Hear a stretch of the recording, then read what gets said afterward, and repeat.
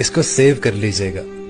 अगर आप अपने दिमाग को बेहतरीन रखना चाहते हैं तो 8 घंटे की नींद लें। अगर आप अपनी आंखों को बेहतर रखना चाहते हैं तो सोने से पहले अपने पाँव की मालिश करके सोएं। अगर आप अपने मैदे को यानी स्टमक को बेहतरीन रखना चाहते हैं तो ठंडी चीजों से परहेज करें। अगर आप अपने जिगर को बेहतरीन रखना चाहते हैं तो फास्ट फूड से जरा दूर रहें। अगर आप अपने गुर्दों को बेहतरीन रखना चाहते हैं तो सोने से पहले जरा वॉशरूम हो आएं।